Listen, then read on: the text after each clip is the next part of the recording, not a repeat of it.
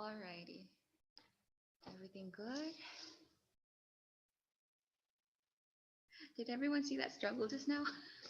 I forgot to turn off the camera. Okay, the audio here, is this one okay? Is it echoing in any way?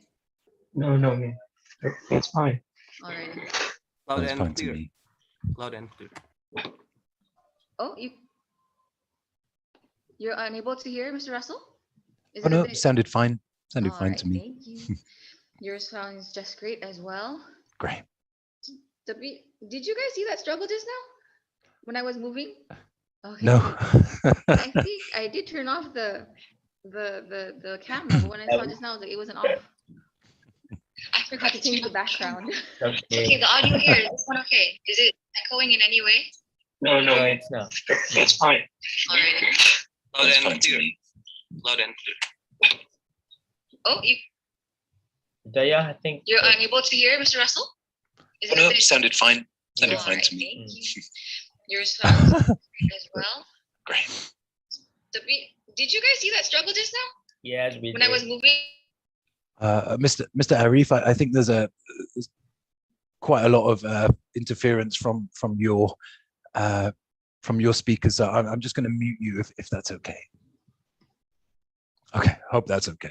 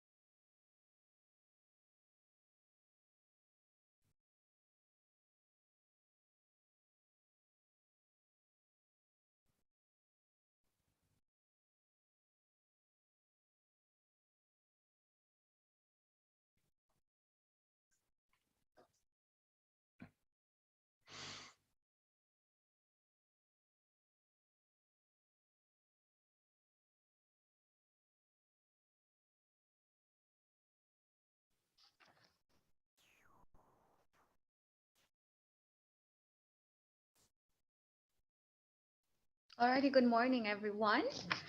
Good morning, Miss. I am your moderator today. I am Ms. Nur Hidayah. Welcome, whether you are from Malaysia or from Indonesia. We still have a few people logging in, I believe. So we're going to give them a minute or two to get settled and we'll go underway.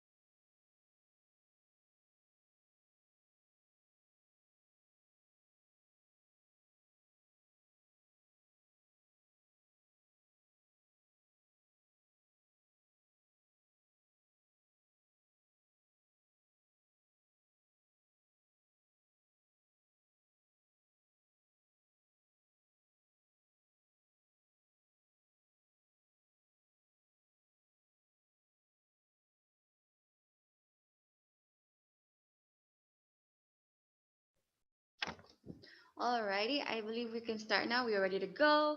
So thank you everyone for joining today's webinar, Learner Motivation in the ESL, EFL context towards lifelong learning. Today's webinar is co-organized by the Melta Kelantan chapter and the Alpha Centauri Training Academy from Bandung, Indonesia. Before I introduce our speaker, I would like to cover a few housekeeping topics. So many of you will probably be wondering about if there will be given a certificate. There will be. We will share a QR code at the end of the seminar, which you will scan, and from that, you will be you will be led to a website where you fill in your details, and you will receive the certificate 7 days from today. Inshallah, hopefully. Alrighty. And also, if you see on your screen, there is also a Q&A section in the chat section. So if you have any questions that you would like to pose to the speaker, you can go ahead and share them there, and hopefully the speaker will be able to answer those questions. Alrighty. Today's webinar is being recorded and streamed live on YouTube. Excuse me. Okay, we welcome you to revisit the content and share it with anyone who you believe would also benefit from the webinar today. Alrighty? I'm sorry. Working from home, there's going to be a whole bunch of noises. Excuse that. Alrighty. We also invite your comments and questions. Look at the QA chat box. All right. So like I said just now, please do post your comments, post any questions that you have. We have a very special guest. He has a lot of experience. Alrighty. And at the end of the event, we'll have a Q&A session where he will answer all those questions, or as many questions as we are able to answer. All right. So today's presenter is Mr. Russell Lavin. Mr. Russell Lavin has over 10 years of experience teaching English as a foreign language. He is academic manager and teacher training and recruitment in Bandung. He is originally from the UK, so we're going to have like the original UK accent today. Okay. He was born and raised in the Lake District and studied history and business at the Manchester Metropolitan University. A fully qualified ESL teacher, he holds a Cambridge CELTA as well as the Cambridge Teacher Knowledge Test, TKT, modules 1 through 3, as well as being a Cambridge ESOL speaking examiner for KET, PET, FCE, and CAE. Previously, he was the Director of Studies and later the Senior Teaching Manager at EF, English First Bandung. In this capacity, he has taught groups range from TK to IELTS exam preparation. So without further ado, I believe, Mr. Russell, are you ready? Yes, I'm ready. Thank you for that, Hidayah. That was very nice. A little fast though. I'm so sorry. I gotta. No, that was great. I'm always a bit embarrassed when people talk about. Alrighty, so I will have the host switch to you, Mr. Russell. Are you ready? Let's go. Yeah, sure. Okay. Okay. Well, thank you to everyone for joining us today on today's session. We're going to talk about learner motivation. Obviously, nobody here needs to be motivated because they've already given up their Saturday morning to come and join me with a workshop. In this meeting with me, I have quite a few colleagues and friends whom I've worked with for quite a long time. So Miss Fitri, Mr. Gemma, Miss Nina, Miss Maya, and Mr. Eggy, and a few others. For the people that have joined me in this session, please don't feel shy about contributing your own ideas or your own thoughts. Your contributions and your ideas are just as important as anything that I'm going to say, and your contributions will help ensure this will be a successful session. Okay, so without further ado, let's start. And just quickly, we're going to try and cover as much as we can. We only have 1 hour, so we're going to have to go through some things quite quickly. But today we're going to look at primarily identifying teacher behavior.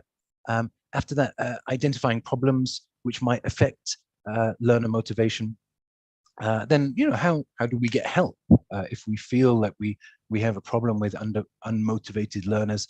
And then finally, just a few tips of things that maybe we can try in the classroom to increase learner motivation and learner engagement. Okay. Now, please, can you think back to when you were in school? Because everybody is an expert in teaching. We've all spent thousands of hours watching teachers. So please, can you think back to when you were in school? And anyone, just a couple of minutes. Please, can you think about any of you, maybe your favorite teachers, and what actions did they take that motivated you?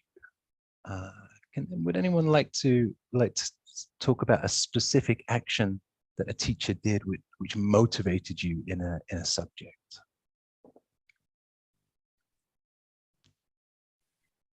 I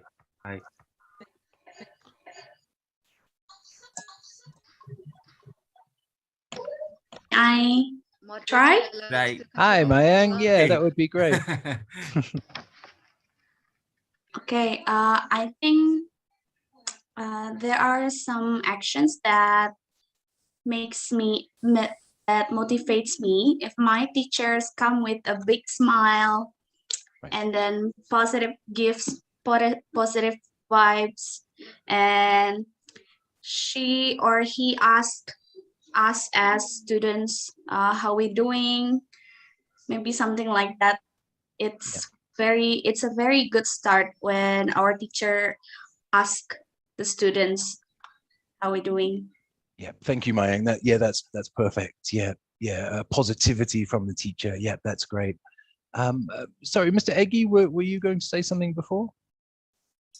I loved it back then in 2008. I had a teacher. He gave me a feedback for my effort in writing English. So that means a lot for me. That's what motivates me to learn English, because the teacher gave me a feedback about my effort. That's it, sir. Yeah, that's great. Thank you, Mr. Eggy. Yeah, prompt and useful feedback. Yeah, that's really important. Okay, good. This time, I remember at school I had an art teacher, and I really enjoyed art when I was at school. But I had this teacher, and he just criticized every piece of work I did, and so I stopped doing art. I stopped trying art. Can anyone think of a time, any kind of teacher? What actions did teachers do which unmotivated you? Would anyone like to contribute?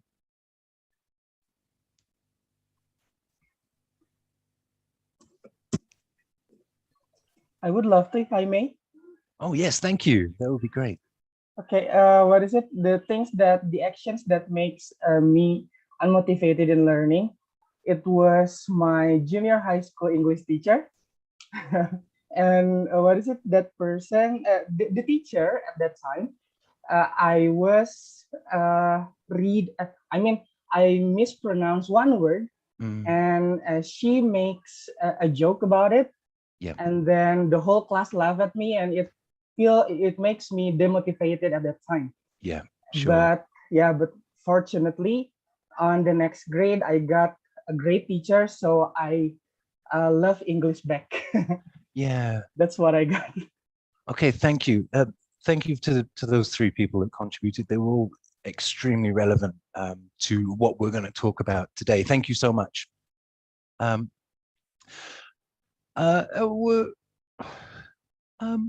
just going to give you a couple of minutes just to look at this.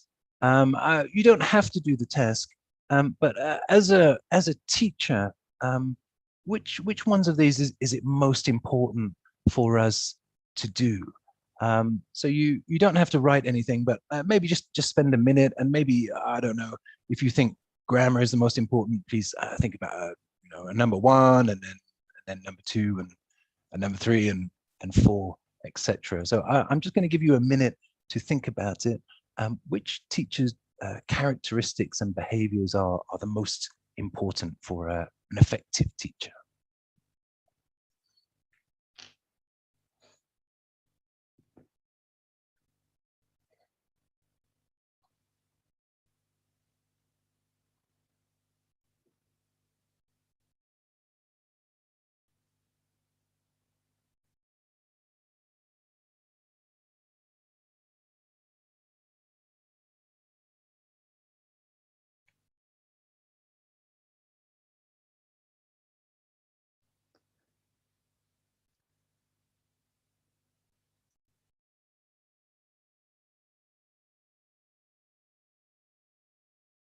Okay. Ms. Nina, I'm going to choose you. Ms. Nina, what did you think were the most important characteristics? I would say the teacher is well organized. It's the most important thing. Yeah. Yeah. Good. Any other ideas? What were the most important characteristics of a teacher? He is friendly. She is friendly. She is friendly, I think. Friendly, yeah. Yeah. Well, I think this is it's debatable, and it can be different for each teacher. You could argue that each one is important, but I just want to focus on the last one about why is it important that a teacher knows her students well. We're going to look at this a little bit more. Why is it important for us to know our students? Could it be so that the teacher knows that the level of each of their students? Yeah, certainly. That's a huge part of it. Yeah. Are there any other ideas? Yeah, certainly the level of the students. Are there any other ideas about why it's important to know How our to students? approach each student? Yeah, certainly. Yeah, some students might be extremely outgoing, extremely confident. Some students might be a bit less confident and might need a bit more care and attention. So that kind of differentiated teaching for our individual students' needs is important. Thank you so much for that contribution. We're going to watch a short video. It's only about 2.5 minutes long, and these are British high school students talking about what makes a good teacher. So let's see what they say.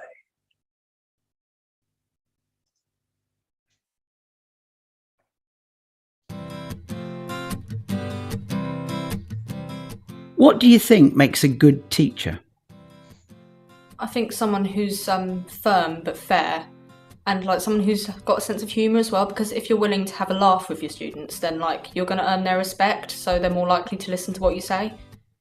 They have to be kind of like get you involved in the subject, because if it's just like do this, do that, and they don't like talk to you as like either an individual or like on a personal basis, it's kind of just like they're talking to you, not with you.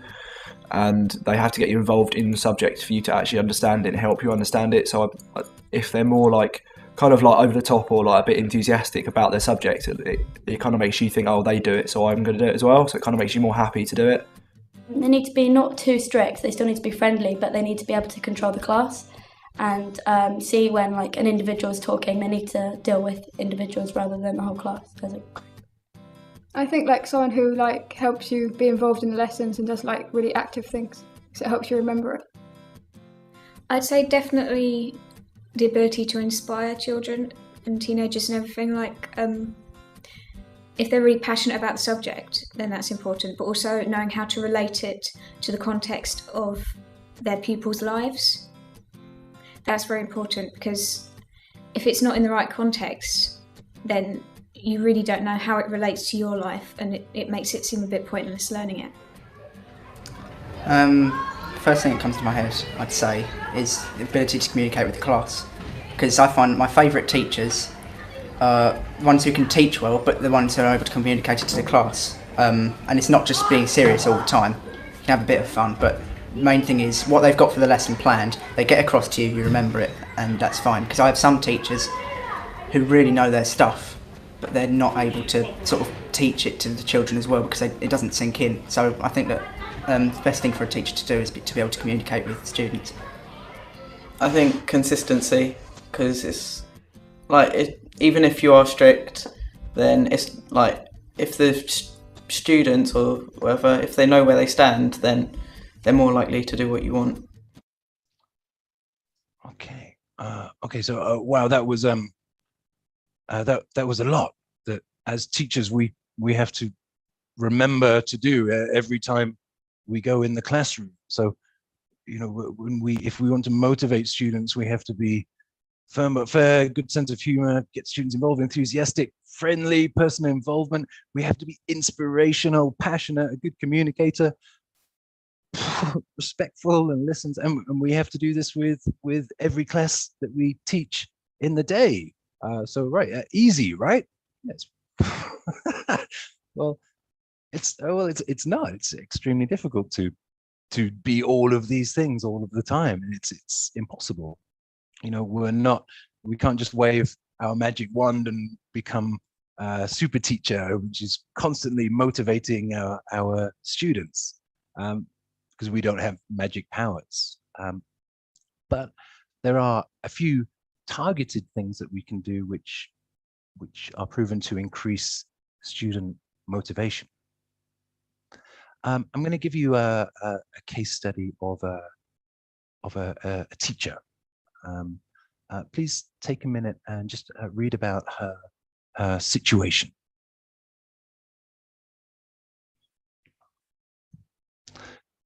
Oh, please let me know if it's not clear to you, and I will read it to you. It's no problem.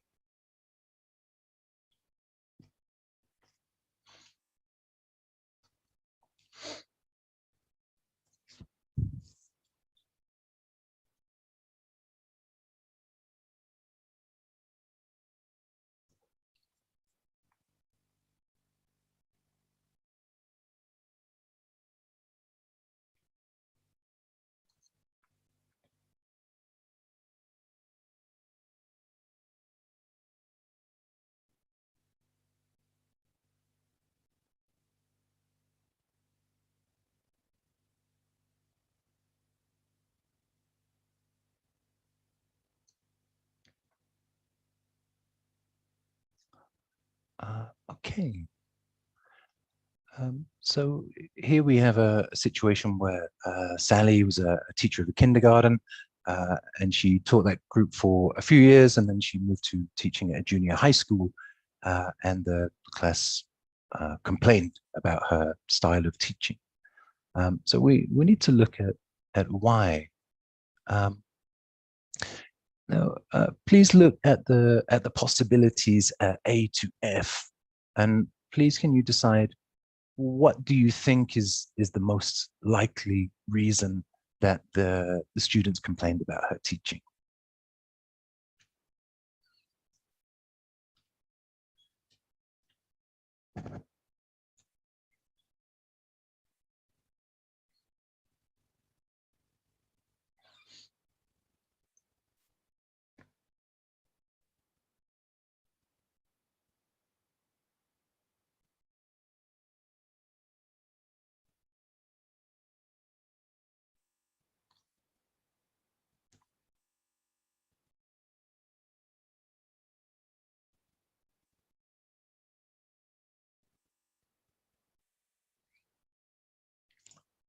Okay, are there any ideas? Would anyone like to make a suggestion on what they think is the problem with Sally's teaching? I think she tends to treat her students as though they were younger learners, because she thought that it's the same thing to teach kindergarten students and high school students.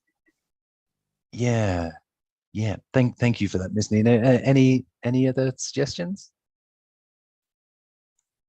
I've got the same idea, because she didn't adjust her way of teaching. She thinks that teaching in kindergarten is the same with teaching in other level, I think. Yeah. Thank you, Ms. Nina. Thank you, Ms. Maya. Yeah, I think you're correct. I mean, from the information we have, it could be any of them, but I think it's most likely to be C and F. So she's used to teaching one particular age group, and she takes that exact style of teaching with a different age group, and her results is a less motivated class. So this is just one example of a direct example of about how teacher behavior can affect learner motivation. Let's look at a few more examples of possible teacher behaviors.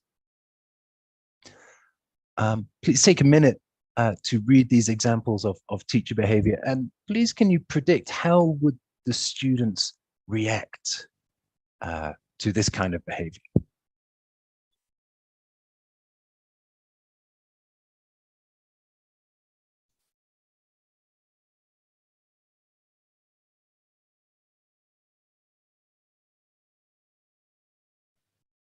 A lot of the teachers, the participants from YouTube, a lot of them answered F. Chung Pek Leng said F. Farhana Lee said F. Pat Winder Kaur said F. Rosemary Okay, said that's F. A and F actually. Rabinder said F and her approach. F, C, D, F. F, F. A lot of them are saying F. yeah. I think yeah. C and F probably the most likely. Yeah. But I mean, it's possible all of them could be true. So. Very much so. Okay, so let's look at this. So the teacher enters the classroom, looks at the students over the top of her glasses. She didn't say anything. She looks angry. I remember teachers like this. I have teachers like this. And she waits till all the students are quiet, and then questions in a loud voice. What kind of student reaction do you think we would get from that? I'll be shocked. Oh, sorry, Ms. Malana. Mr. Ali, could you say again? If I were in their shoes, I will be very shocked because it's really surprising, and like Mr. Egi said, it will be freezing. Yeah, that's perfect. Yeah, you're right. Yeah, in that kind of situation, yeah, students are shocked. They feel intimidated, and they wouldn't answer the questions even if they know the answers. Yeah, thank you. Yeah, let's look at B. The teacher enters the classroom, looks quickly at the students, and immediately opens the course book and asks students to do the same thing. She doesn't look at her learners and questions them about the materials in the course. But what kind of student behavior would we expect in this situation? Can I try? Oh, yes, please. Thank you.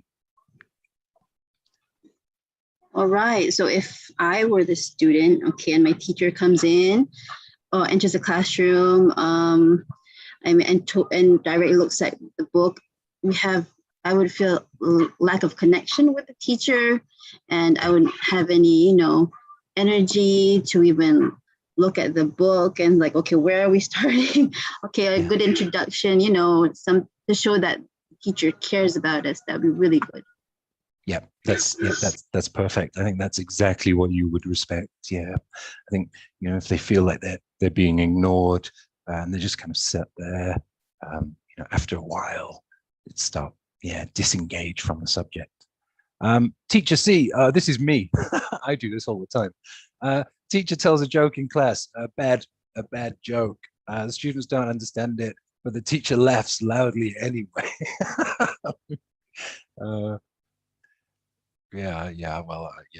I try and be funny in my class. Doesn't always work. I believe we've all done that before. We try to be funny, try to be humorous, try to say a joke that we think is appropriate for our students, but then we end up with like a very quiet classroom that only crickets sound. Yeah, that's perfect. Yeah. You're right. Yes, Mr. Russell Gardy. Okay, teacher behavior D. The teacher talks for a long time and never varies the pitch and tone of her voice. Any? They will probably get sleepy. Yeah. Sleepy answer. Yeah. It's just, the teacher talks in a Off boring into way. another world. You'll start daydreaming. Right. Exactly. Just daydream. Yeah. Perfect. Yeah. I've been there before. Okay. The last one. Teacher creates a lot of fun activities to help motivate her learners.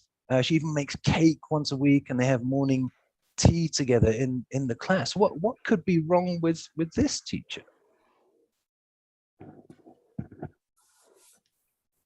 I say, where's the content? Yes, we want to perfect. learn too. Exactly. That's exactly what it is. Yeah. I've never met a child that didn't want to learn. Students are happy to have fun, but they also really enjoy the sensation of learning and being challenged. So, if we just try lots of fun activities to try to motivate students, it might work for a short time, but eventually the teacher will lose that class. So we've identified some teacher behaviors which might demotivate our learners, but how do we motivate them? There are many different reasons for why, especially in the ESL, EFL context, about why someone might be learning English or learning a foreign language, any foreign language. I've just taken some factors. Maybe it's interesting. Maybe they're thinking about their future career. Maybe they love reading, and maybe they get a lot of encouragement from the teachers, and maybe they like socializing. I didn't include the final one, which is my mum makes me. My mum makes me study. But these are just a selection of reasons, of factors that would affect a learner's motivation. Now, as teachers, we are limited in some way because there are only some of these that we can easily influence. Some of them it's more difficult to influence. I'm just going to give you a minute. Please, can you read through these factors, and please can you think about, as teachers, which one of these factors are we able to influence, and which factors is it more difficult for us to influence?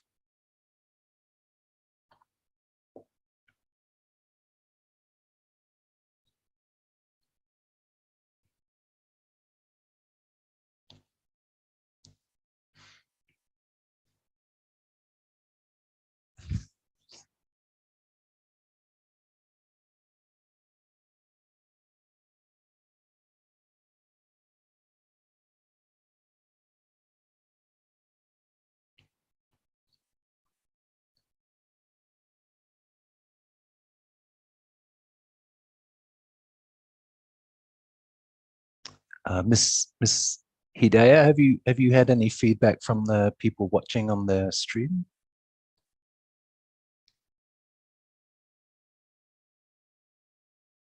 Oh, I'm sorry, I can't hear you.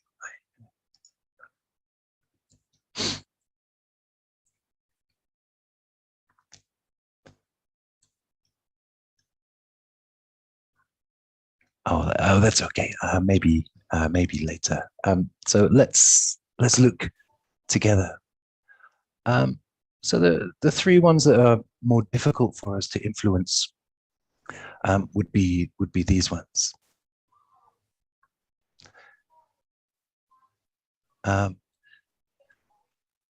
So because it's more difficult for us to influence, if you have time to try and encourage this in your teaching, that's great. But if not, that's fine too.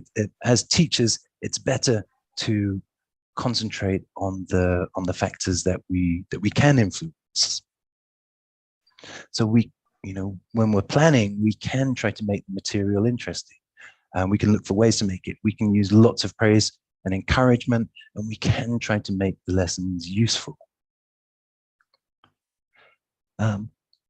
So we're going to have a look at identifying problems in our own teaching, in self-reflecting.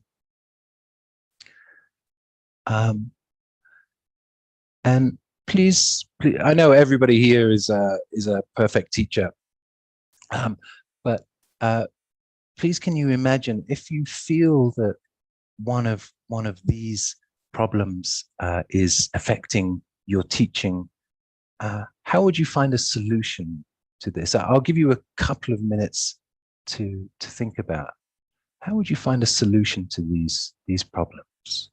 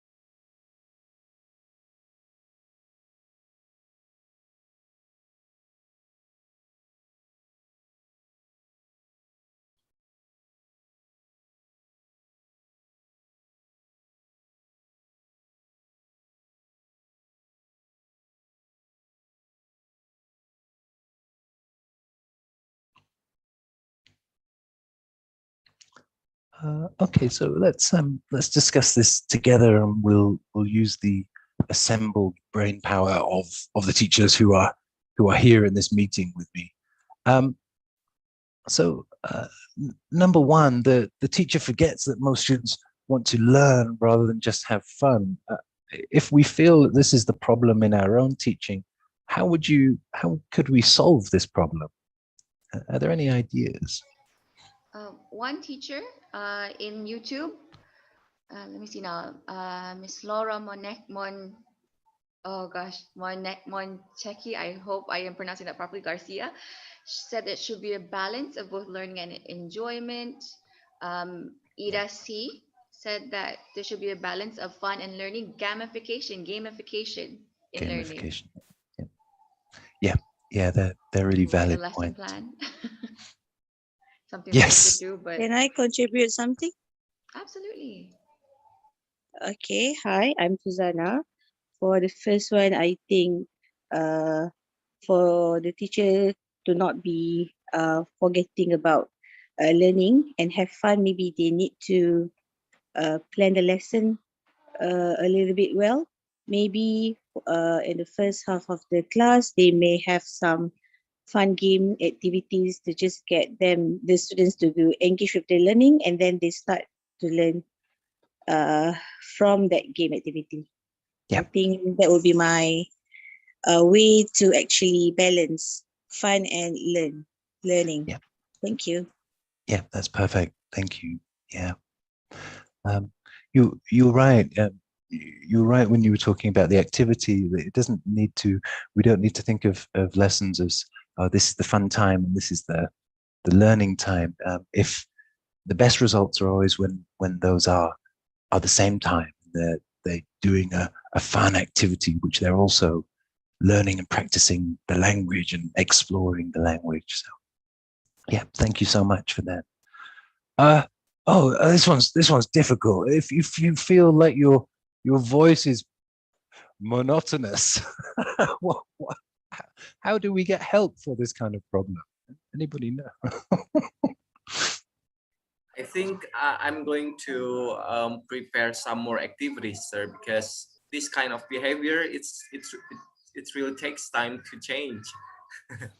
Yeah, you're right. It does, because it's our voice. It's not something. It's not something you can change. Yeah. Yeah. Perfect. This one as well. This one gets more difficult for me as I get older. You know, I'm a middle-aged guy now. I have to sit down and listen to K-pop to try to find out what my students are interested in. If the teacher misjudges what the students are interested in, how do we solve this? How do we solve this problem? I think give the students some questionnaires, sir, in the beginning of the course, I think. Yeah, that's great. Yeah, get feedback directly from your students. Yeah, that's a great idea. Maybe you can just ask the students. Oh, I'm sorry. Maybe Could you say? like like for myself, sometimes I do realize that I actually bored the students. So along the way, I would just ask them, okay, can you suggest me what do you want to do next? Do you have any other activity that relate to our learning? Yeah. So I will just ask them that to get their interest back. Yeah. So that was basically me juga, me in a way. Yeah. Yeah, perfect. Yeah, I 100% agree with you. Yeah, giving the learners some ownership over the class so that they can choose the direction it's going to go in. Yeah, we had two great suggestions there. Giving students some choice over the direction of the class, and then from Mr. Eggy, Mr. Eggy just reminded me, getting direct feedback from students is so important. A long time ago, I got into the habit of maybe after the first 4 or 5 or 6 lessons with a class, when they've had enough time to get to know me, I would give them each student a piece of paper in the final 10 minutes of the lesson, and I would ask them to write down 2 things that they would like to do more in future classes and 2 things they would like to do less in future classes. And I found used to really help in my planning. You always get a mix, and half the students just write more games, but it does help to get direct feedback from students. So thank you. Those are 2 great points. This one's a difficult one. I think the teacher's too strict. How do we solve this problem?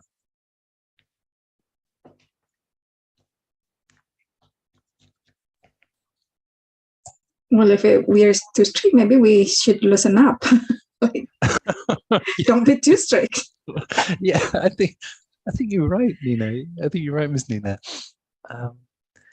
Yeah, I think this one is difficult because I think if teachers are too strict, learners become demotivated, and when learners are demotivated, we're more likely to have disciplinary problems. So it's a vicious circle. So we'll look at this in a minute.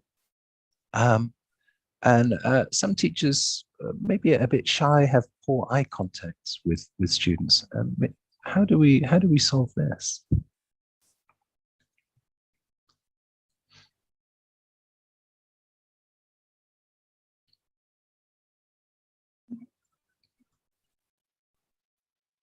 Maybe some more workshops, sir.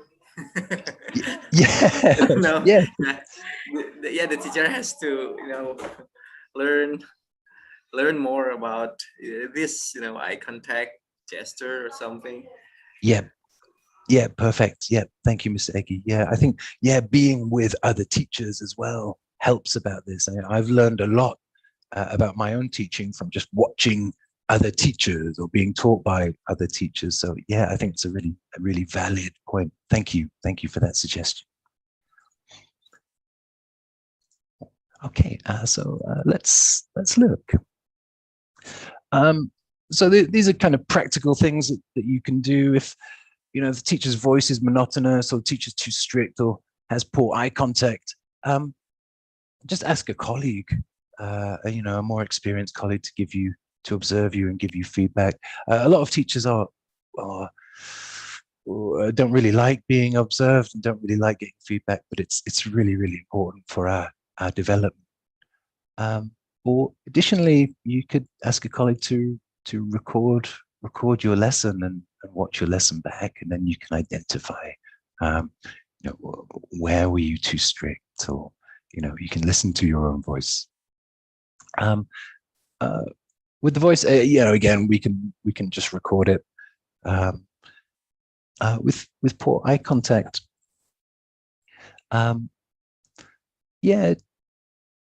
it's more gestures and more facial expressions.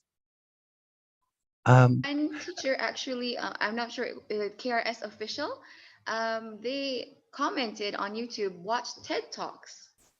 That is actually a really good one. Yeah, they're a great resource. Yeah, that's perfect. Yeah, especially for public speaking. Yeah, a lot of those skills are interconnected. Yeah, that's a great idea.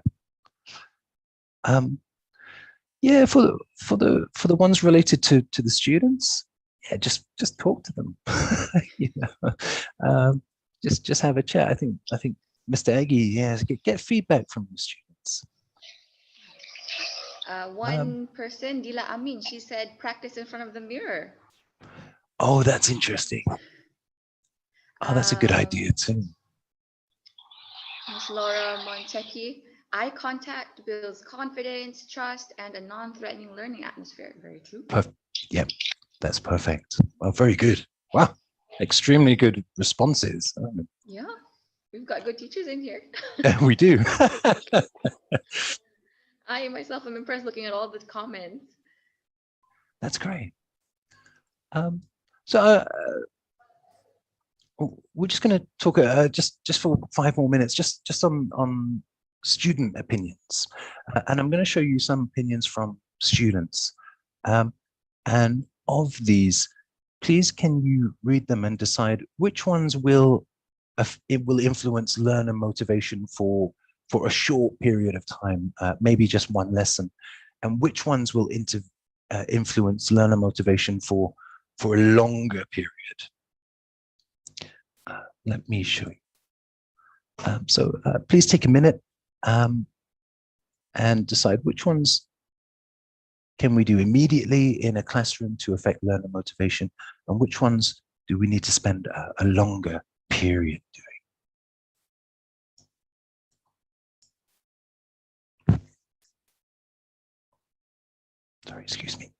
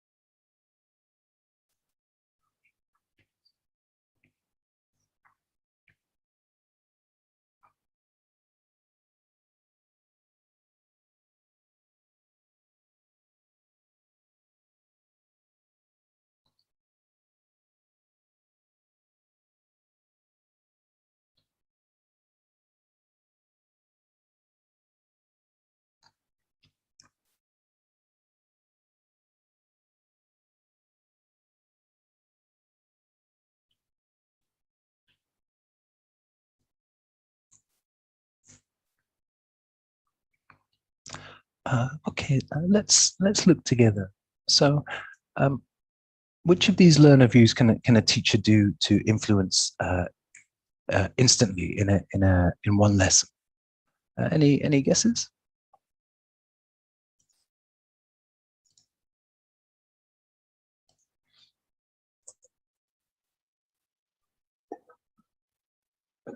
The one about giving back students' work, I think it will affect learners' motivation. Like, okay, tomorrow I will not do it. Yeah, you're right. Yep. Any other ideas?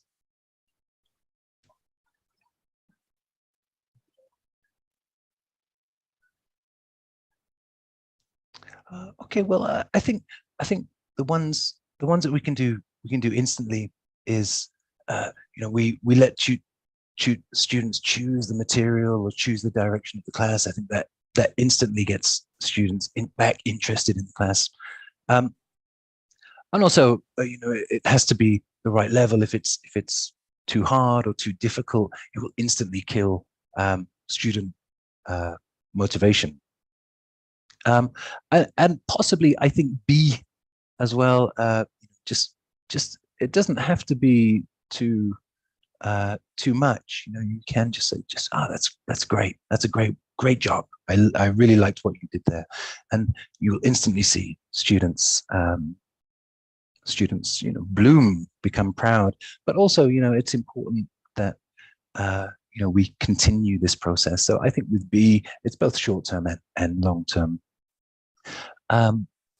For the longer term factors, yeah, I would say give work back quickly, and it shows your professionalism, it shows your interest in the students, and it also helps that kind of feedback loop of learners producing work, receiving feedback, reflecting, and then producing another work. It's a good idea to keep that as prompt as possible. And also, tests just in terms of setting long-term goals for learners. There's some feedback from YouTube. Mm. Adam Jodri, he says that A is long-term, B is long-term, C is long-term. Oopsie daisy. Let me just scooch that up a bit. Where'd it go? It got scooched up. And E is long-term as well. Thomas and Esnara said all of it. I'm not sure all of it is short-term or all of it is long-term. Laura, B is giving positive feedback, reinforcement and encouraging STS. To keep on working is essential. Reese Wang, let students choose the material is a very good idea to motivate them. Dila Amin, learners might not be interested in to submit their work after that for A, so they don't want to send in their homework. Wang Vui Fun said B, verbal encouragement is essential. Exactly, very essential. Shaida Mazlin, it's important for students to receive quick feedback or response from teachers, or they won't feel motivated to learn. And Leticia Aparicio, share your material, sir. She wants your material. Is that possible? Very reasonable prices I charge. Shaida Maslin, short period motivation, A and E. Doing tests are important from Chia Swan. Okay, thank you so much for that. Yeah, they were all very good points. Okay, that's great. Okay, good. We have about 10 minutes. So these are just tips from my experience in order to how do we keep learners motivated. And the number one is I think the number one factor is the teacher in student motivation. We talked about there being lots of different factors for why a student might be motivated. The number one factor is the teacher, and I think everybody will remember maybe a teacher from school who just had that kind of X factor. Their classes were enjoyable and great, and why were they? So as teachers, we have a choice. What kind of teacher are we going to be? Are we going to be this teacher who's a bit, or this teacher who's just got loads of energy?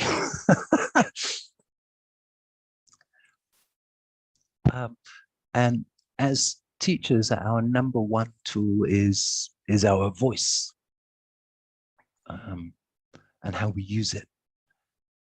I'm going to choose some people.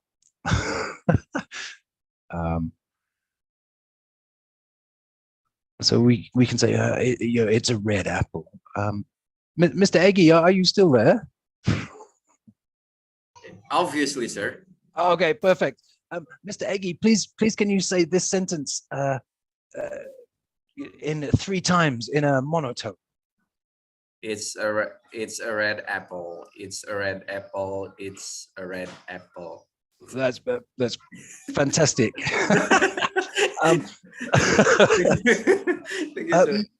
Miss Nina, can you say this sentence in a quiet voice? It's red apple. Thank you. And Miss Mayang, can you say it in a loud voice? It's a red apple. Very good. Miss Fitri, are you still there, Miss Fitri?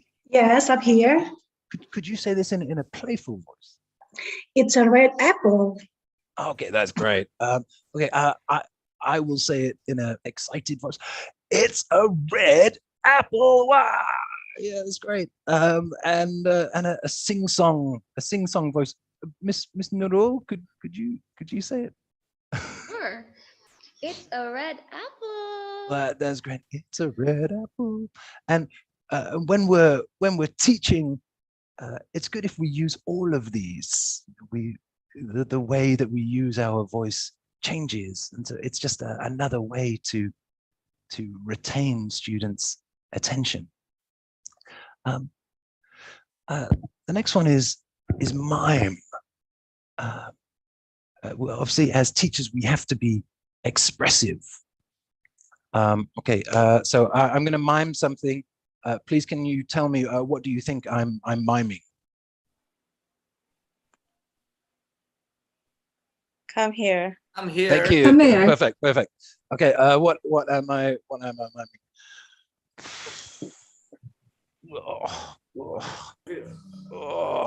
You're sick? full? Hungry? Yeah, that's great. Okay, what am I miming? Listen to something or speak Louder, louder? excuse me. I can hear you. Yeah, that's perfect. Yeah. What about this one? You're cold. It's cold. Yeah. What about this one? You're sleepy. You're sleepy. Or bored, might that's be. perfect. Yeah, Or sleepy bored. or bored. Yeah. That's great. I was gonna ask you guys to mime different stuff, but we're running out of time. But just keep in mind the expressive teachers that are fun to look at and doing different things are much more likely to keep learners engaged, especially young learners.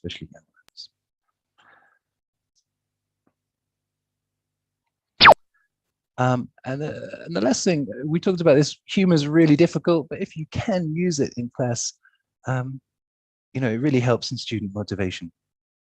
For very young learners, just it doesn't have to be anything too sophisticated. You can just sit down and go, whoa, fall off your seat, pretend to trip over things.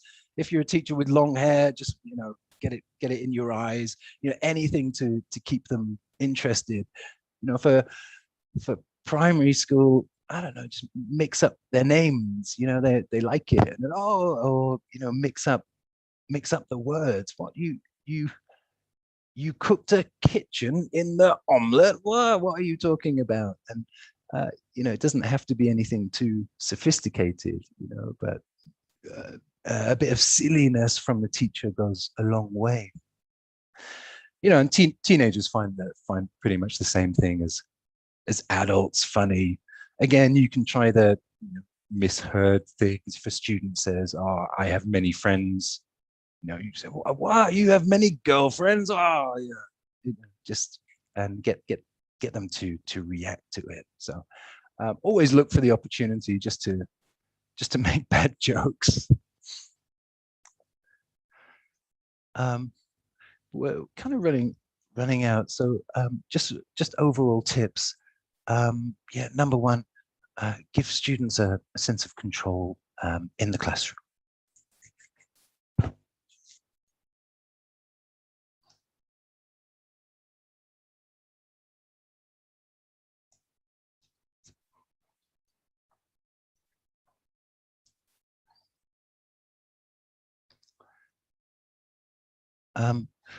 Number two is there are these things called effective filters. And effective filters are anything that stop the child learning. And these can be anything from the AC is broken to the classroom's too noisy to they just feel shy or threatened. So it's our job as a teacher to create a comfortable learning environment.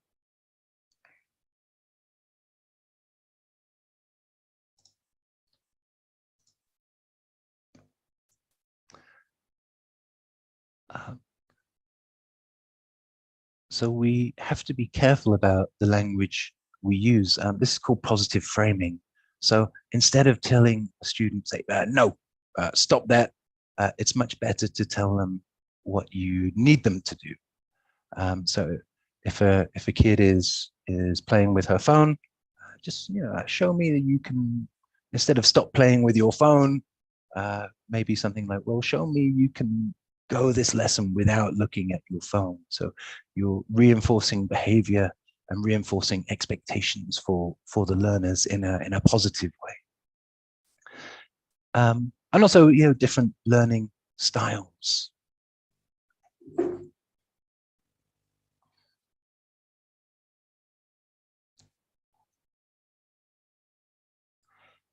I think most curricula, most syllabus are pretty good at this these days, having a different mix of audiolingual and visual and kinesthetic activities. But it's a good thing to keep in mind, and especially young learners react to kinesthetic extremely well.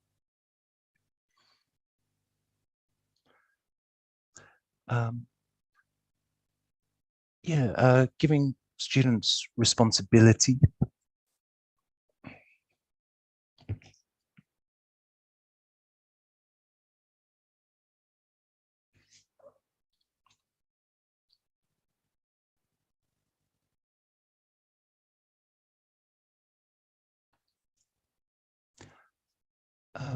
This doesn't have to be anything that's set in your lesson plan either. Just can just be really simple things like, oh, Fitri, would you mind cleaning the board for me? Thank you.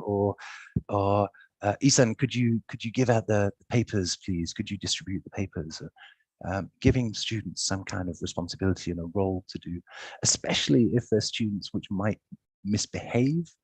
They're the ones that thrive on being given responsibilities. Last one, be excited. We have to, if we're not excited, how can we expect the students to be excited? If we're demotivated, how can we expect the students to be motivated? So we have to match and bring that energy into the classroom and that enthusiasm into the classroom, even if you're not feeling it. You know, you're on your 5th lesson of the day and tired, you still have to put on the teacher face and, oh, hi everybody. And the last one, the right level of challenge.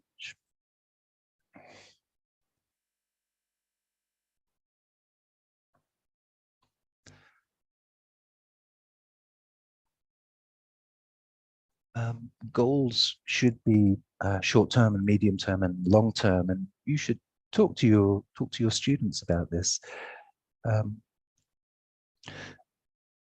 If the lessons are too easy or too difficult, it creates a lot of problems in learner motivation. And as we said before, you know, you solve this by just getting feedback and by talking to your learners. Okay. Oh, and sorry, we have one more, I think.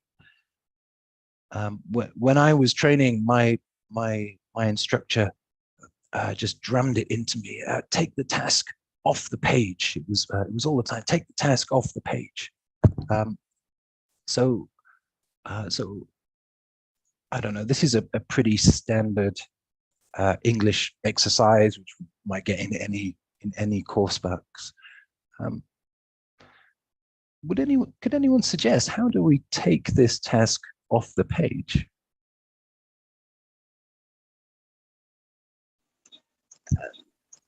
Maybe mime. Yeah, that would be great. Yeah, mime would be fun. Yeah, good. I'm not good at singing. How do you mime? Yeah, that would be fun. Yeah. Any other ideas?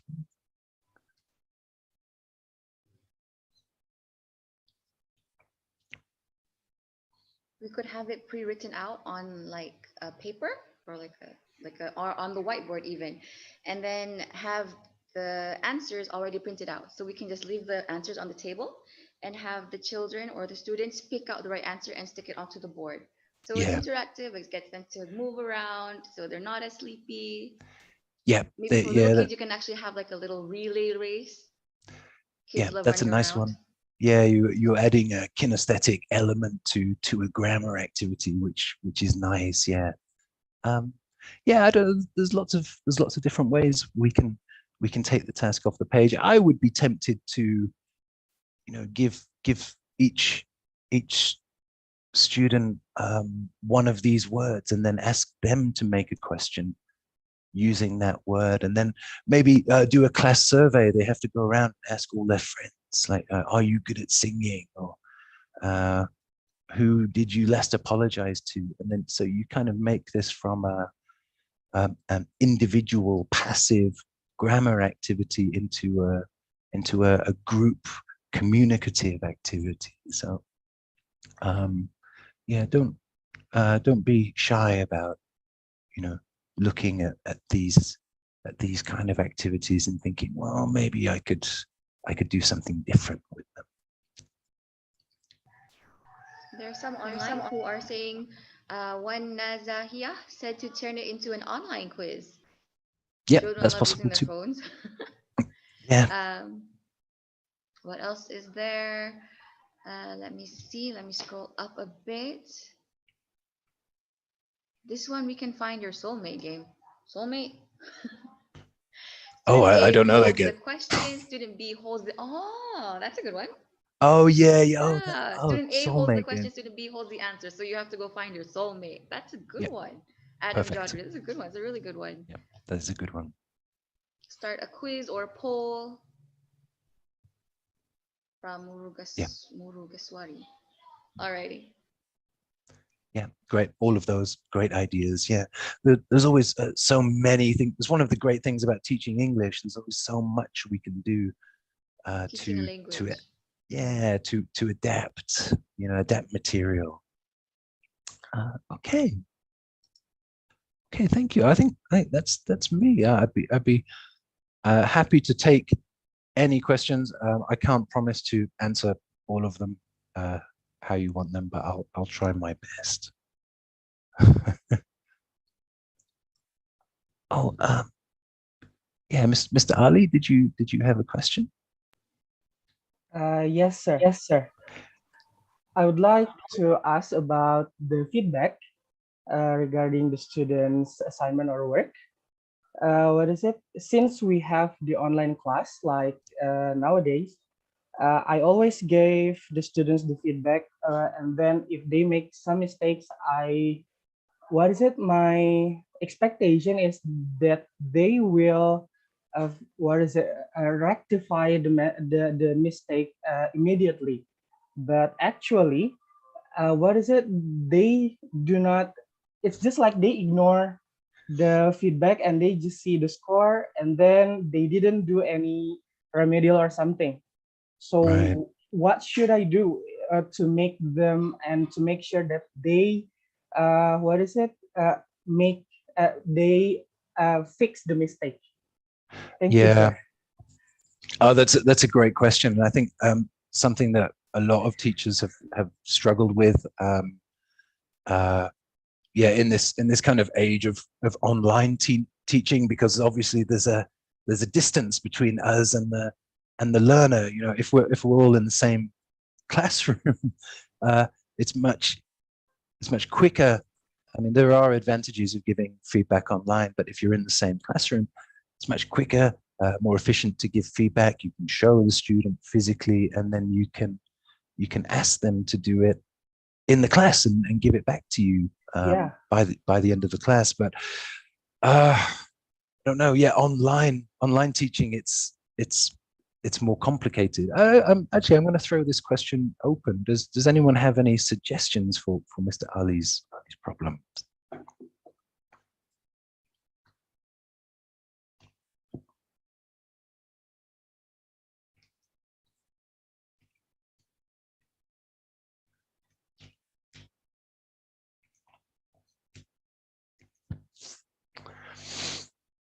Okay. Well, I think what I've found, yeah, I think teaching online, it widens that gap between students who are already very internally motivated and students that need more external influence on their motivation. So in my experience of teaching online, you know, the motivated students are the same as always, but the less motivated students are much more difficult to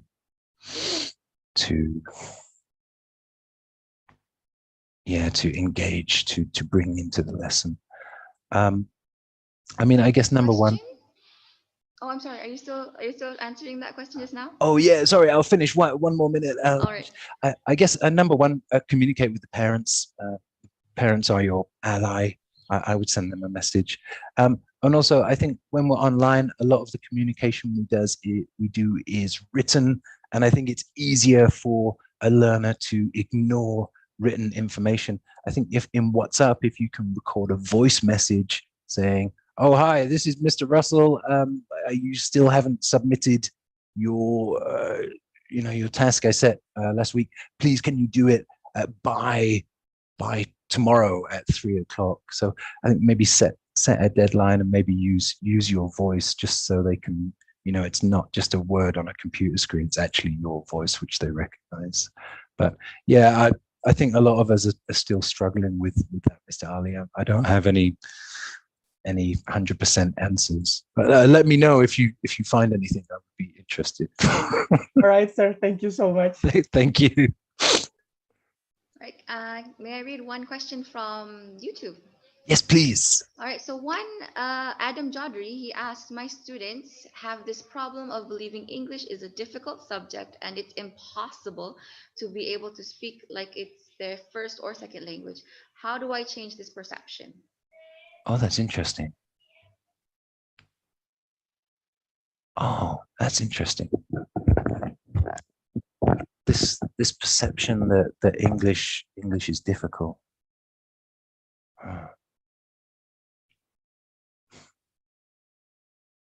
I don't know. I mean, there might be. I mean, so many factors at play for why a student or group of students might think about that. I don't know. I know less about Malaysia, but certainly all students here will grow up speaking, the national language, Bahasa, and also the local language where I am, Sundanese. So when students say that to me, I say, "Well, you already learned 2 languages. You can one more is, it's easy. You can already speak 2." But I think maybe with that is maybe just a lack of confidence. I would possibly just go back and review review key vocabulary, review. I don't know. I mean, it's difficult. It might be the level of the material that they're studying or the specific course book, which maybe is difficult. I'm not sure. I couldn't give you a better answer because I just don't know. I'm sorry, but so many possibilities. I think as teachers, what we can do is, we can have a specific goal for the end of each lesson and say, okay, by the end of today's lesson, you're going to be doing this, and at the end of the lesson, nominate. Don't let all the stronger kids answer all the questions. Nominate each student and have them answer, and then so just lots of positive reinforcement for each lesson. But yeah, sorry, there's no easy way. I can't give you a better answer than that. I'm sorry. All right, another question from Mr. Azwar Abbas. How can we make the online class more enjoyable for this long COVID-19 lockdown? Yeah, that's something I've been thinking about. Actually, I'm going to throw this one open. Anyone have any enjoyable stuff that they've used in online classes?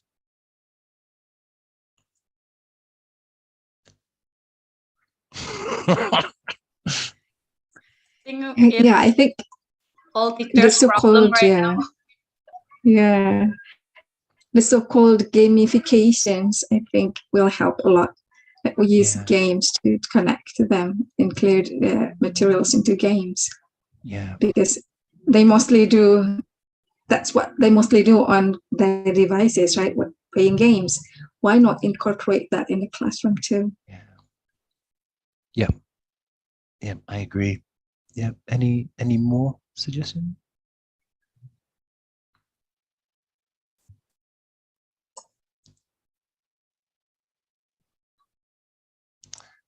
Yeah. Well, in my personal experience, I'm kind of a highly communicative English teacher. I like to have my students mingling, and I like energy in my classrooms and up and about and talking to each other. And obviously, I can't do any of that online. So, so a lot of those tools that we use, energy and using your physical presence in class, and even to a certain extent, using your voice and using your facial expression.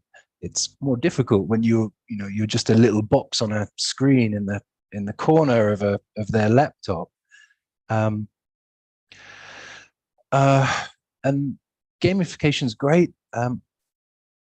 I don't know. In my experience, I've found, I've used a variety. I've used Kahoot and different ones like that. And I think learners get, and it's great for the first few times, but I think it's possible for us to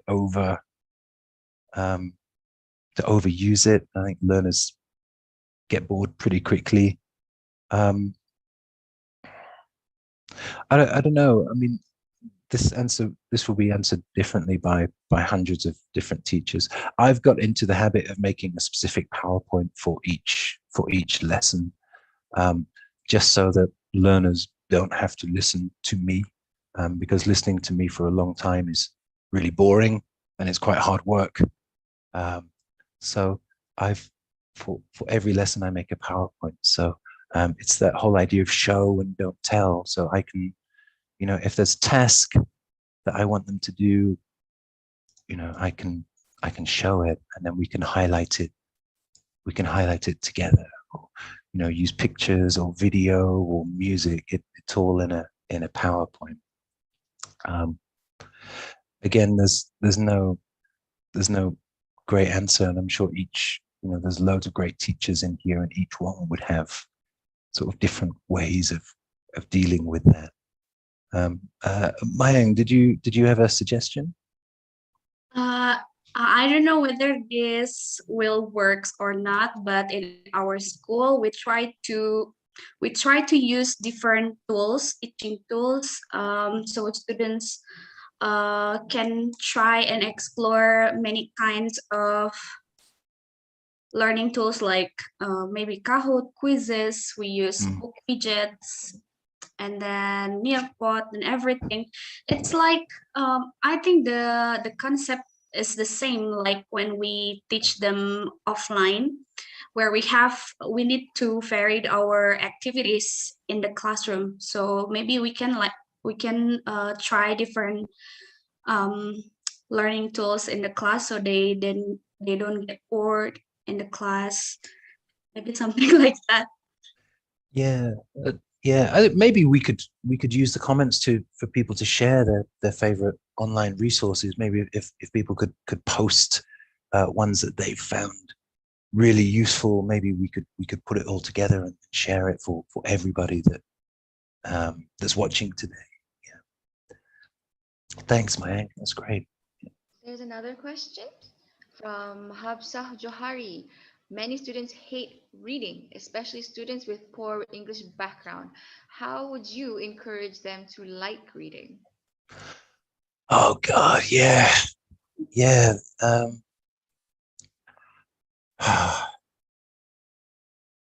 Yeah, it's really tough because reading it's such an important skill. It's probably the most important skill you can give to a young learner. Once they can read, they become independent learners. So this is something I've spent a lot of time on. I'm sorry, I'm sorry, was it Mr. Hafsa? Did he say what age group his students were? Oh, it doesn't matter. I for some of my supplementary reading classes, I use a book called Story Fun, which is from Cambridge, and the books are are split into grades. So I don't know, for example, this is grade 2. Actually, I'll see if I can share the book with you. You Please. mentioned that her students are secondary school students. Oh, they're secondary. Oh, okay. Secondary.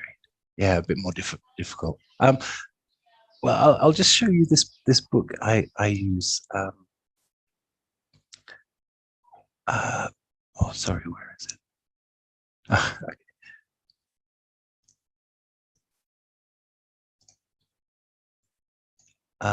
There is a book called Story Fun, which I use for primary. And again, I think there are 8 stories in each grade. So I think this one reviews a story about a house. And you can make a little memory game. What did they see in the picture? And then pre-teach the vocabulary. What are we gonna read about? And then we can go into the story. There's an audio that comes on with the story. We read it together. And then usually there's a few sort of comprehension questions at the end. And then we can work again on some of the vocabulary. I mean, I think teaching reading is it's a whole different workshop, actually. I think it generally, I mean, when we teach a text, it's good to think of it as what are we going to do pre-reading, while reading, and post-reading. And so pre-reading, we obviously try and have to get students interested in the topic and curious, and also being able to predict what they're going to read about. And then with the actual reading task, I tend to shy away from just presenting students with a big block of text, because when you open students, especially teenagers, they open the course books and then there's just a big text and they'll go, oh God. I mean, if you're using PowerPoint or online, you can present it bit by bit to them, and then or maybe do some activities where they match the paragraphs or move it around. There's quite a lot you can do with a text, which is not just comprehension questions. I don't know. Does anyone have any suggestions? Ms. Mayang, you still have your hand up. Did you have some suggestions?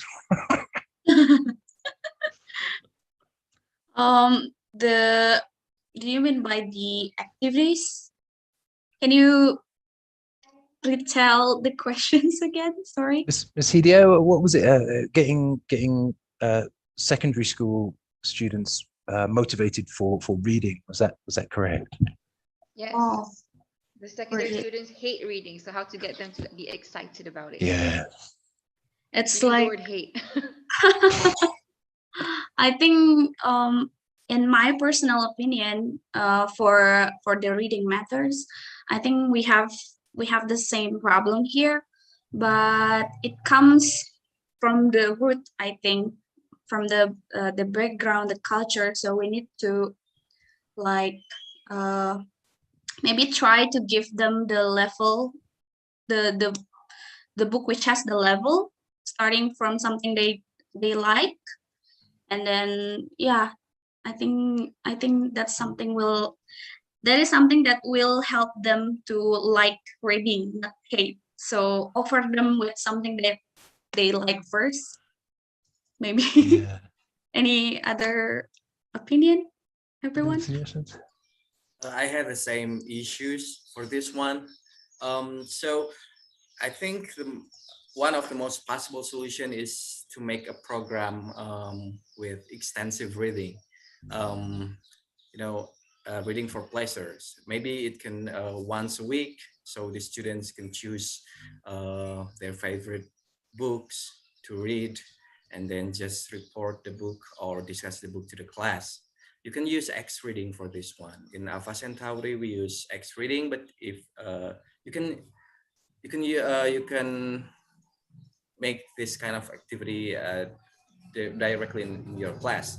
And I've tried once with Webtoon back then, but you know, Webtoon is so random. So I just, yeah, my students love reading in Webtoon, but it's too random. So I just changed it. And I found this interesting. It's a new platform called Pixton. It's just like comic, you know, comic making. So I just make a narrated story with comic, and my students love too. And they try to make some comics in that Pixton. There are a lot of possible ways for enhancing motivation in reading. And the key, I think, is reading for pleasure or extensive reading. That's it. Yeah. Thank you. That's great, Mr. Eggy. Yeah. Yeah, I mean, teaching reading. Yeah, it's we could spend all day here. If I could just very quickly, if I could just give you an example of how I maybe a lesson I taught recently online about reading. This was a grade 10, and my task, I had to get learners to do this text. Actually, there were two texts, both on the theme of cooking. So I just started off with the theme of cooking, and I started to show them breakfast from all around the world, and I got them to guess which country, just as a kind of lead in to get them thinking about cooking. And then after that we talked about different dishes, and I took two recipes, one for chicken Kiev and one for chicken teriyaki, and I mixed them together. So the task I gave the students was they had to read through the recipes, separate them, which one was teriyaki and which one was chicken Kiev. So they had to separate them and then put the recipes in order. So it's quite a long reading exercise, but there's an aim to it. There's a reason why they're reading. And then after that, this was the recipe.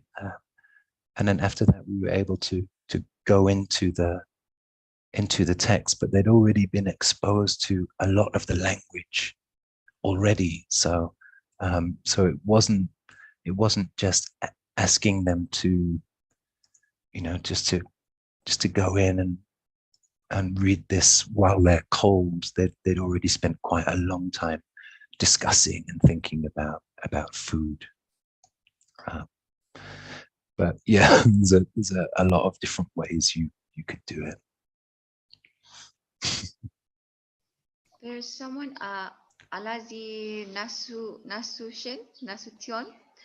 Read with them, and when you nearly reach the climax, you stop. They're going to hate you, but they're going to continue the reading on their own. That's a great idea. I love that idea.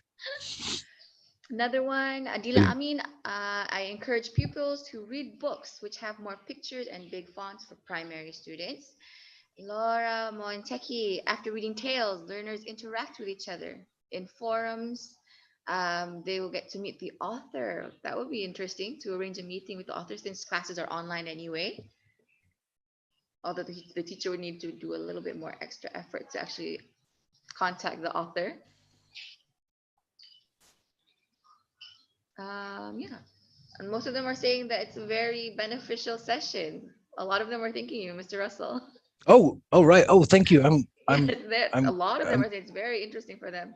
And I'm glad you haven't all fallen asleep.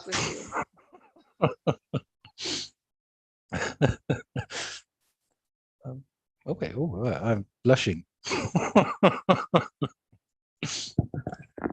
I think we have time maybe for one more, Miss Hidayah. Do we? Alrighty, let me just scroll up a bit. Let me see.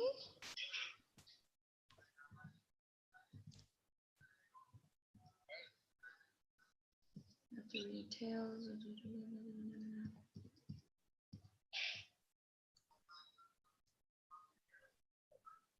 Oh, so Nur Ahmad, he was Oh, I'm sorry, Nur Ahmad. She commented that the reading on the reading where the students hate reading. It's a continuous trial error effort process to find the suitable methods and suitable materials for our students. So yeah, we saw how much you were struggling to answer that question. It really is. Continuous Yeah. struggle. Yeah. Different teachers, different students. Yeah. I believe. The host, are there any more questions? I might have missed some.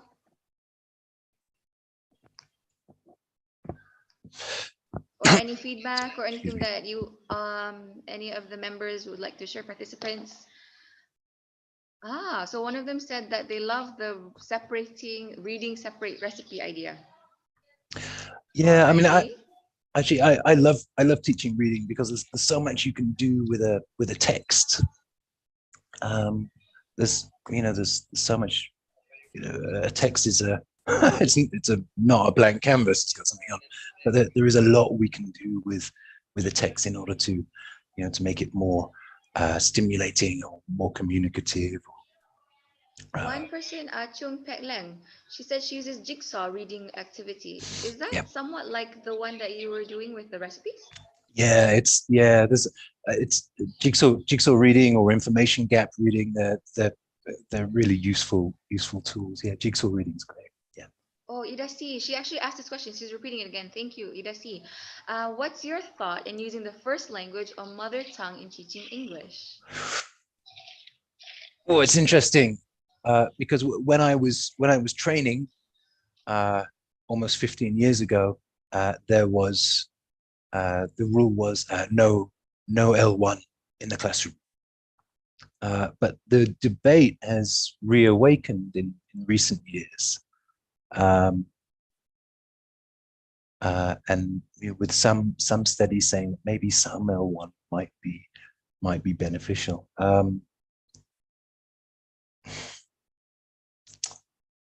Yeah, I don't know. I think it varies situation to situation. I think where possible, use only English, but elaborate that meaning through facial expression, through mime, through pictures, through so I think where possible, use English. But then if you want students to do a 20-minute activity where they're producing really good English, but they don't understand the rules in English, but so if you used L1 to explain the rules, and then they could go to explain the rules quickly, but then they can go to produce some good language in their second language, and that's a kind of trade-off. I don't know. It's still open to debate. I would say better not to use L1, because once students get used to the teacher translating things or rephrasing instructions, they tend to just rely on that.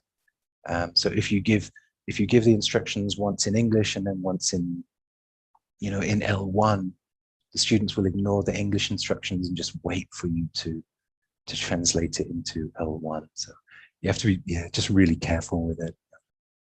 It's a really interesting debate.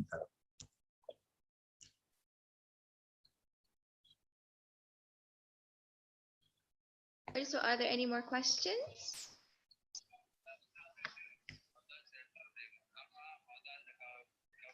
Susilawati, put it into a weekend activity, combine a short paragraph and a story, then they try to read and make it as their story to read. Yep. Yeah, great idea. Personalizing it, yeah, perfect. A lot of them are saying thank you, Mr. Russell, Chung Pek Leng. Thank you for this awesome session. Kamil Mahali, thank you for the sharing. Oh, Sharizat, sama comic strips done for essays. Yeah, that's fun. Like it's the fun one idea. that Mr. Eggy suggested, right? By the Yes, way, Mr. Eggy, I love your name.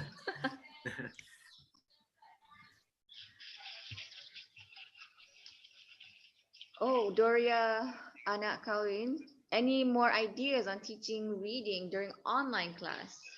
She's out of ideas. Any more reading? Oh wow. For online classes. For reading for online. Oh God, I'd have to. You'd have to give me some time to prepare. Oh, let me look. I think I made something a while ago. Please, just give me 30 seconds. I'll find it. While you're finding that, I'm going to give you some motivation. One person said, are you going to do this kind of webinar again? I'm getting addicted to listening to this fruitful session. You rock, Mr. Russell. Oh. Just to give you some motivation to find something. Oh yeah, okay. Okay, yeah, I found some. These are just something I put together a while ago, just when I was trying to give teachers ideas for what to do with a text. So you know, when we teach reading, we should be thinking of it as a warmer, a pre-task, a while reading activity, a post-task, and then some kind of communicative, freer activity. This was a text which I think was in one of my students' course books. It's pretty standard. I think it was a B1 level text. It's aimed at teenagers, so it's a pretty standard text that's just in any kind of book. But it's like, well, how can we make this text more interesting rather than just being, you know, reading can be quite a passive individual activity. So how do we make it more active and more communicative? So there's, you know, for pre-tasks, it's possible. We'll always pre-teach the vocab. Maybe create a survey. I think if students can predict what they're going to read about, it's much more likely that they'll be able to answer questions about it successfully. So maybe just give each paper a slip of paper, get them to question their friends so they're already thinking about it.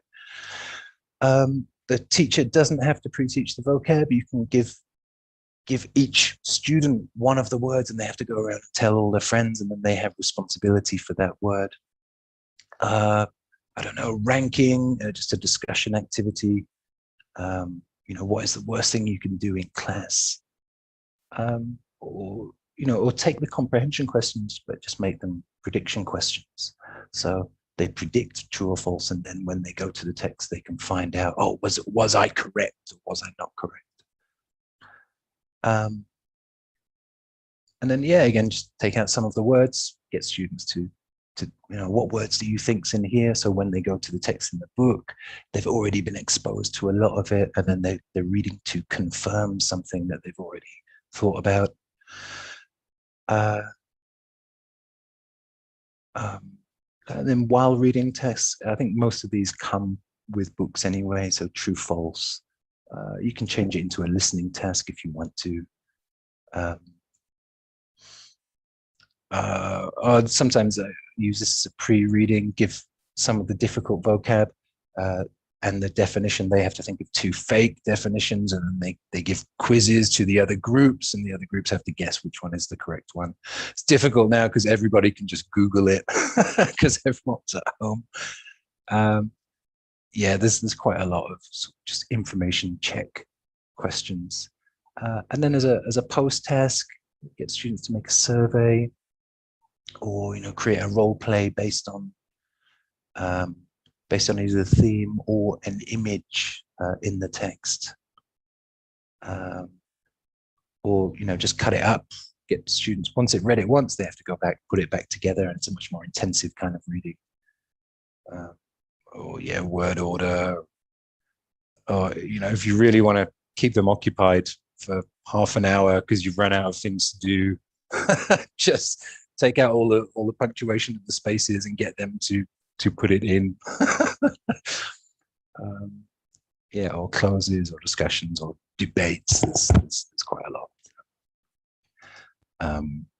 Yeah, so they're just different things you can do with a text. So many possibilities, right? Yeah. Alrighty, so I'm just gonna read some of the comments There's no more questions. They're all comments. Thank you very much for the sharing, Mr. Russell, from Mr. Kiat Leong. Ilana, thanks for sharing, Mr. Russell. One person commented, with the new norms during the pandemic, we have more challenges to approach some of our students. Stay strong, fellow educators. We also need some motivation to survive. Very true. Yeah, that's true. Yeah.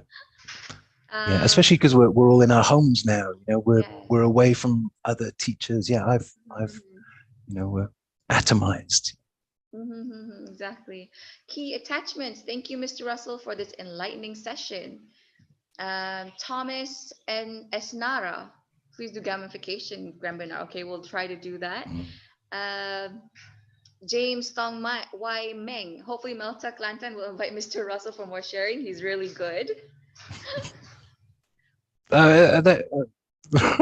You're embarrassing me, Miss Lydia. I'm just reading them. I'm just reading the comments. I'm just reading them. Nabira Mansour, thank you very much, Mr. Russell. Hamirullah, million thanks. Sarini, thank you, Mr. Russell, for sharing a very meaningful and thoughtful knowledge. Laura Montecchi, thank you all. Hope you have a great day. Thank you, Laura, for so much feedback.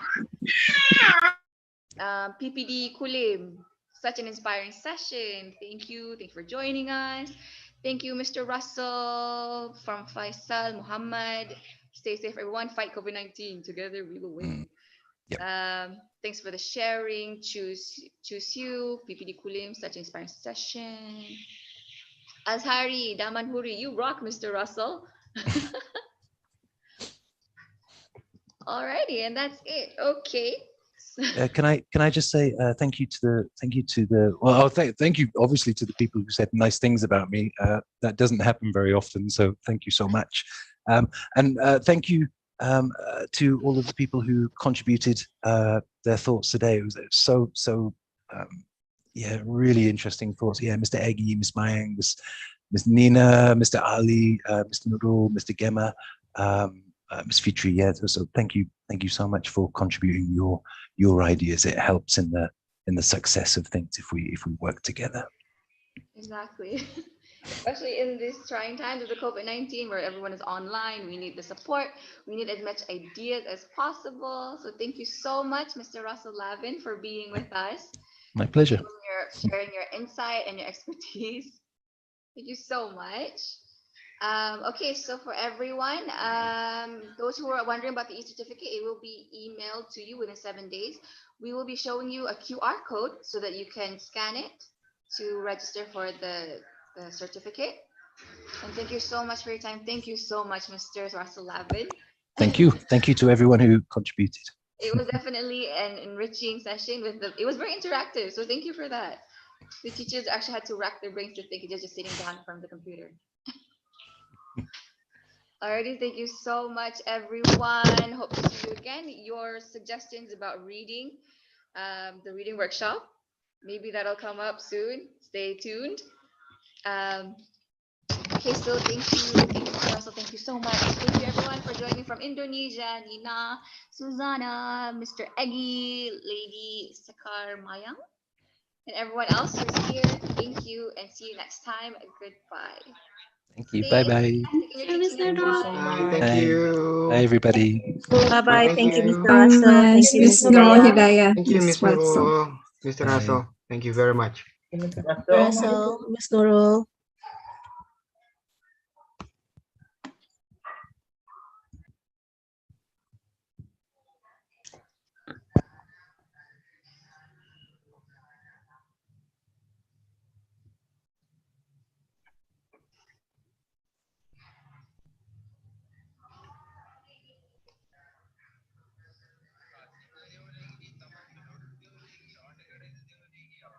Thank you everyone. Assalamualaikum.